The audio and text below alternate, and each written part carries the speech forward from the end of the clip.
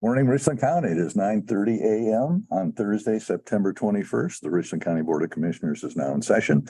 I'm Commissioner Cliff Mears, joined by my fellow commissioners, Tony Barrow, Darrell Banks, our clerk, Stacy Crawler, County Administrator Andrew Keller. And we're joined by some dignitaries today. We have Adam Gove, our county engineer, and Lori Bedson, our Director of Job and Family Services. And online with the media, we have Carl and Al. So that's the whole cast of characters that we have for today's production. With that, I'll turn it over to Lori Bedson. We had a couple of things to talk about, Lori, so the show is yours. Well, this is the time at which we submit a biennial renewal for our PRC plan, our prevention, retention, and contingency plan for the county. That typically allows us to provide what we call emergency services for families that meet TANF eligibility, and also covers some contracts that we cover through TANF funding. We have to provide those within our PRC plan county as well. So there are some changes. There usually are some changes each biennium, but some of the changes are just language and verbiage that we have to have in the plan that is prescribed for us by the state. So we use state guidance whenever we go through the plan and make any updates. There are a couple of those. We are also at a non-custodial parent who is cooperating with child support enforcement agency, eligible applicant for services under the PRC plan, such as rent, utilities, car repairs, because we want that individual to be able to maintain a household for the children that he or she is trying to support. Then we also, I should back up just a little bit. We did convene a committee within the agency. Several of our supervisors who have more contact with our TANF clients were involved in that. Michelle Miller, the executive director of our Youth and Family Council, participated. And Dan Dickman, who is the service coordinator for the Success Unlimited program through Catalyst Life Services, who works very closely with our TANF population in the county, also participated in that committee and reviewed the old plan. We discussed changes. They all offered suggestions and then approved the final product. But one of the things that we discussed as a group was increasing the maximum amounts for the services that we provide, such as rent, utilities, and car repairs. We were just finding that rent has increased, the cost of car repairs have gone up. And so individuals were coming to us and hitting that $1,500 maximum for the service, and then having to pay a little bit out of pocket also. So we thought if we bumped it up by $500 to $2,000, that maybe we'd be able to address some of those things and they wouldn't have to pay out of pocket. We also have what we call bundling services, so that an individual might come in and need assistance with rent and have some car repairs that need to be done. So if they're bundling the services, we say the maximum that the services or assistance cannot exceed is $3,000 when we bundle. So those are some changes. Some of it is just cleanup, making sure that we clarify in the chart of services that sometimes when we work through a year or two, we run into some snags just based on the way we have it written in the plan. So we try to clean it up and make it clearer. So we have tried to do that on the chart of services. Plus we changed those amounts on the chart of services to reflect the new amounts. And then some of the other revisions are that, of course, the federal poverty guideline has changed. So we make those adjustments to make it current. And then revisions to what we call a chart of indirect services. And those are the contracts that we have, that we use TANF funding for those contracts. And again, some of it is just if their services have changed slightly, we'll again add that additional service. If we've decided that we're no longer going to contract with that entity, such as The service coordination for the early childhood programs, we removed that because that service coordinator position is no longer working with juvenile court. So we have no need to fund that position and have that contract. And those are basically the substantive changes. We did add to our chart of indirect services for contracts, an employer subsidy program, which we are trying this year. It's become a little bit of a buzz with the state. They have been putting guidance out about it. And so the expectation was there that counties try to do something with this. So we thought we do have several employers in the community that work very closely with us when we need work sites for our individuals who are receiving cash assistance and food assistance so that we can place them in a subsidized employment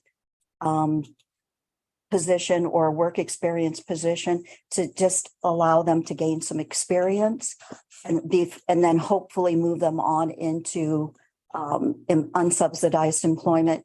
So we thought we might start with those few employers and just see how this works. Like a pay subsidy It's supplementing what the employer provides?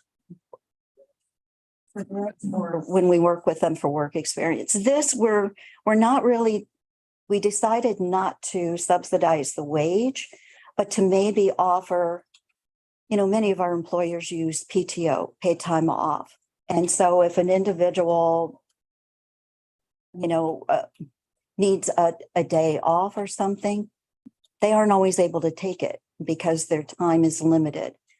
So we thought in this case, we would put some parameters around that and maybe say that, okay, maybe we could subsidize the employer paying for a paid leave day for this individual if the individual meets a milestone. Say if they've had a quarter of no time off, as kind of a bonus. Okay. So we decided to approach it from that angle.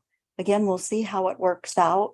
Again, we're using very specific employers that really provide a lot of a feedback to us and really work with our individuals. So we thought we could iron out some of the kinks in that way. And then if we decide to continue this, then we can revise it maybe in a year or so and do a revision to the plan. So this struck me as not an overhaul, but rather tweaking a little bit and updating, correct? Correct. With one thing that I thought was interesting in your Success Unlimited pathways, you added an opioid prevention and education unit.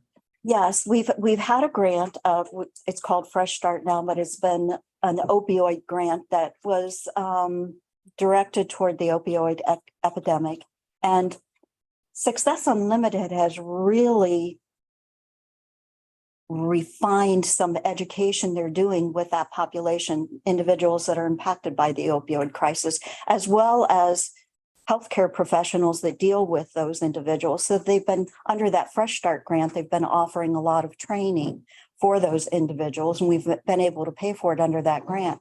So they decided they were going to add that as a kind of a track in their program because they found the need. There was a need with the individuals they're working with that are receiving cash assistance. So they wanted to add that to their contract of services. Lori, looking at the number changes here, which makes it really easy to follow. I think you did that. But as to number 3, that's not required by law. Correct. Each county can decide. And again, we're just looking within our community and provided these services over the years. I don't have any further questions. No, I don't either. I think it, with inflation and everything else, the additional money to do it makes sense to, help these Very well people. done on helping us understand it, Lori. Thank you. Yeah. Motion to approve. Second.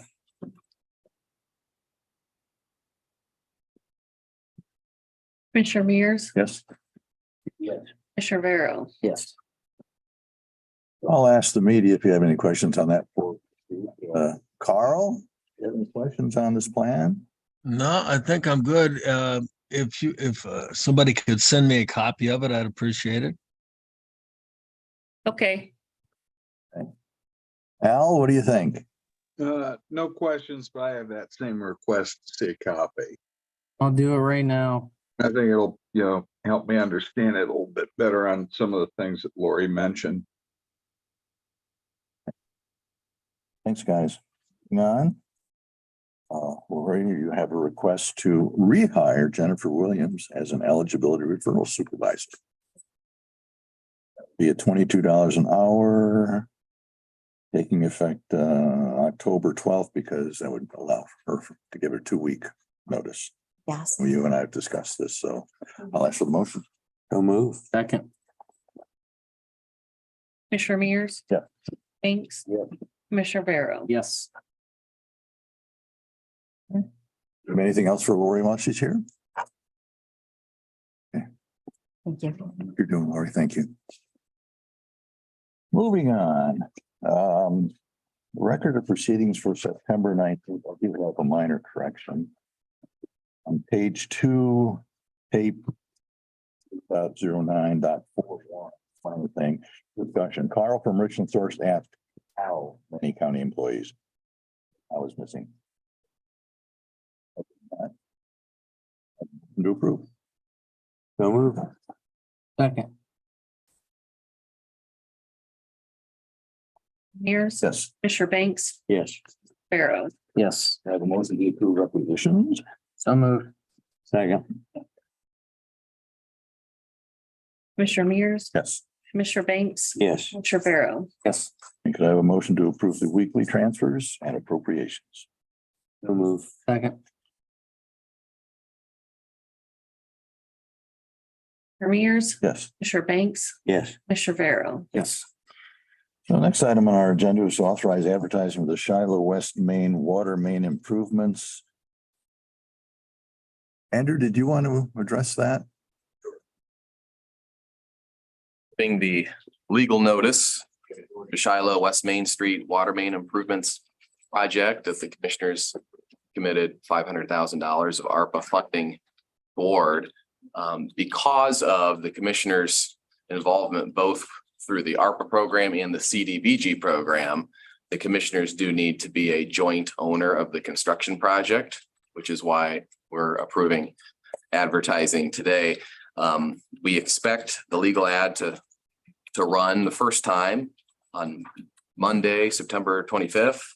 And the close of bidding will be October 23rd at 11:59 a.m. And the information regarding how to submit a bid will be contained in the legal notice. Estimated cost of construction is over $2 million for this project. And the village is very much in need of this water main and meter, replacement. So moved. Second. Commissioner Mears. Yes. Commissioner Banks. Yeah. Commissioner Barrow. Yes. Thank you, Andrew, for that thorough and comprehensive explanation. Moving on, we're looking at the guardrail replacement project to Lake Erie Construction. Adam is here to talk about that, and then your estimate was $103,750, and it came in under. Yes, and a rarity for these last several bids. We know you're not inflating the bids just to come in under over there, Gov. Yeah, they still have to submit them, so. Yeah, so we did open bids last week, September 14th. Received 3 bids for the project, and as Commissioner mentioned, a low bidder, apparent low bidder is Lake Erie Construction with a bid of $74,775. This is significantly under budget. Were the other bids?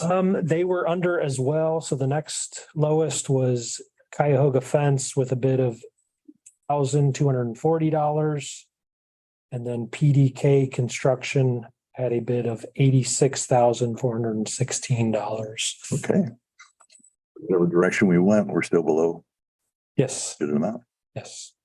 And this is a grant through a federal grant administered by ODOT, covering 100% of the construction cost. Done. This is a guardrail replacement for. Sorry, I don't, So there are 5 roadways that are targeted for this. It amounts to 3,200 linear feet of guardrail replacement. This is guardrail that's existing but is old and needs replaced. 5 locations on 4 roads, Champion, Ankney Town, Lucas Perrysville, and Pleasant Hill Roads are the guardrail replacement. thank you. Motion? Motion. Second. Commissioner Mears, Yes. Commissioner Banks. Yes. Commissioner Vero. Yes. Next item we have is to approve a single trip and return overweight permit for Toledo Caisson Corporation for the Tucker Road project. Can you clarify that for us? Sure, that is just our standard permit to allow crane that's going to be driving the piling on the bridge project. It is overweight and oversized, so we do ask that they get those permits when they're traveling on county roads. So fee is waived for projects related to our construction. This is the Tucker Road Bridge. Culvert. It's a bridge. Yeah, just off of Pleasant Valley Road that's been closed a number of weeks now. This covers travel to and back. Correct. Toledo Caisson is not out of Toledo, interestingly. So moved. Second. Commissioner Mears. Yes. Commissioner Banks. Yes. Commissioner Vero. Yes. Next item we've got is a right-of-way easement for the Anderson Road project. Can you reference that one as well? Anders? Or Adam, sorry. Yeah, just did a temporary easement back when we did construction. This bridge is completed and opened. The property transferred and we needed a permanent easement for an area that was covered by a temporary. So that's just covering that issue. Is this a donation? It was a donation. Yeah. I make the motion to accept the transfer with gratitude. Second with gratitude. Mears. Banks. Yes. Commissioner Vero. Yes. And Adam, can you talk about the AEP Ohio Power permit utility application? Yeah, so AEP is doing some line replacement work on that side of the county, and they do need to standard utility permit. I believe this time they are just crossing Hummel Road. They won't be in the actual right of way of Hummel Road. They're just crossing over top. So standard permit to cover that work. Okay. Have a motion? Motion. Second. Commissioner Mears. Yes. Commissioner Banks. Yes. Commissioner Vero. Yes. Okay, before we move on to other work, which is not related to the engineer's office. Al, do you have any questions for Adam while he's here? I had was somewhere along the line, I missed that, the figure for Cuyahoga on the replacement. Yep. Cuyahoga Fence, which was the second lowest bidder, came in at $80,240. Okay. I think that's all I had. Thank you. Okay, what you got, Carl? Adam, when we're talking about the job up in Shiloh, about a week ago, their village administrator said that he didn't expect that they would be seeking bids until December because he had sent back the plans for some revisions. Has something changed since then, or are we talking about something different? That'll be for Andrew. Carl, I would refer you to Brian Verberg on that question. I know what you're talking about. But I don't have an answer to that question. As far as I know, we are talking about the same project. But Okay, so you probably should, I would recommend confirming that with Brian, who last I talked to him, he's out of the office for a few days. He lost a close family member, but Okay, but the project it is going to be bid as far as you know on September 25th. as far as I know, that is correct. That's what their team of consultants and is aiming for. The advertisement, not the bid opening. Yeah, the bid opening will be October 23rd is the intention, Carl. And what sort of contract are you looking for here? Because this is kind of a multifaceted thing. You're talking about bringing down a water tower, replacing a water line, putting in meters. Are you looking for one general contractor to oversee the whole thing or something different? Yep, we are looking for a single prime contractor for the entire scope of the project. I do qualify that, Carl, to say that it's possible the water tower demo may be bid separately. I have not seen the drawings in recent time. I've not seen the final drawings. So Jodica Shetty with regional planning would know the answer to whether or not the water tower has to be split off. It would not for ARPA purposes, but CDBG does have a bit more stringent eligibility requirements. Okay, based on the last water tower that came down, I'm not going to cover that one because nobody really knows where they're going to fall. So I'll steer clear, but I delegate that one, Carl. yeah, that I have had enough of those. Okay, that's what I needed. Thanks, guys. Okay, thanks. Adam, thank you again for a clear and concise and complete explanation. So we have a clear understanding. We make good decisions. Yep, thank you. Moving on, Janet Brock, the child support. Would like to have our authorization to offer a candidate caseworker position. Do I have a motion? Second. Commissioner Mears, Yes. Commissioner Banks, Yes. Commissioner Vero, Yes. Can I have a motion to approve the quarterly overtime resolution for wastewater employees? So move. Second. Commissioner Mears, Yes. Commissioner Banks, Yes. Commissioner Vero. Yes. I'll put the spotlight back on you, Andrew, to talk about the latest award of an ARPA expenditure. Yeah, this next award is administrative expense. Bricker Graydon, formerly Bricker and Eckler, who the commissioners have retained from time to time over the years. What makes this particular retention necessary is the passage of the Cornyn-Padilla Amendment in late 2022. That was federal legislation that ordered the Treasury to issue guidance no later than February of this year. The U.S. Treasury failed to do so. We received interim final rule in August of this year that has not yet been published. And because of all of that, the Auditor of State is recognizing that there are some unknowns for which we do not yet have answers as to how we can and cannot use some of these funds. Because of the time limitations on the ARPA obligations, we do need to move forward. So their recommendation was to retain limited retainer of external outside counsel who can provide solid documentation and justify projects that will be funding this source of funds. A motion to approve. So move. Second. Commissioner Mears, Yes. Commissioner Vero. Yes. Any other business to come before the Board of Commissioners? So Carl, any questions on anything else? Yeah, Andrew, first of all, thank you for that legal answer. I love when I hear that the interim final rule that has not yet been published. I think that is perhaps the greatest single sentence that's ever been written. So thank you for that one. I don't know whether the commissioners heard. I wanted to give all three of you a chance to offer a comment and react. We're working on a story, but local businessman and philanthropist Jim Gorman passed away. at home last night. No.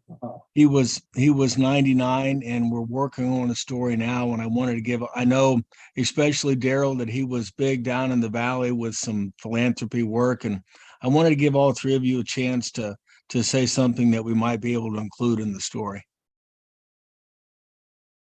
Well, he certainly did a lot for the valley.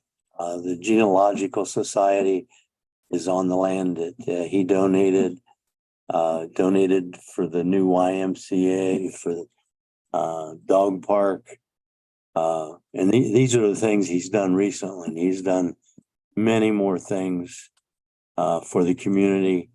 And back in the 50s, he opened up a small factory down there, which grew, and they built small pumps there. And he was not only such a generous man, but he was kind and caring person.